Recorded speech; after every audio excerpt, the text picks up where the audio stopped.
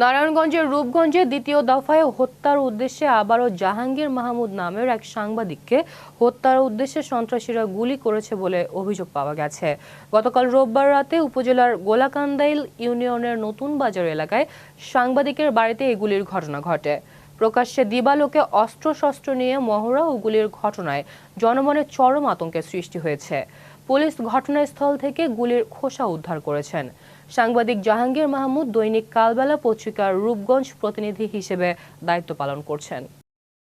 আমার বাচ্চা নিয়ে আমি রান্না করতেছি, তখন এই গুলির আওয়াজ পাইছি। আমার মেয়েদের নিয়ে আমি জাবড়ায় ধরছে। আমি আবার অসুস্থ, আমার হাজবেন্ড আগেও ছিল মারার জন্য, অনেক কিছু করছে, এখনো মারার জন্য অনেক কিছু করতেছে।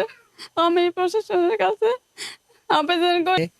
বিকালবেলা সকালবেলা আজকে কোর্টে আদালতের মাধ্যমে একজনের জামিন হয়েছে আর একজন আটক করে দিয়েছে, আদালত জামিন দেয়নি। তো একজন যে জামিন হয়েছে এরপরে এরা সবাই মিলে আজকে বিকালে আপনার হচ্ছে গিয়া মাসুদ, যে কাইল্লা মাসুদ বলে, এই কাইল্লা মাসুদ সহ গুলিটা করছে জানালার যে পাশে, জানালা দিয়ে দেয়ালের উপর দিয়ে গুলিটা করছে। জানালা দিয়ে ভেদ করে এসে আমার ঘরের যে ভিতরের দেয়াল, এই দেয়ালটাও ছিদ্র হয়ে গিয়েছে।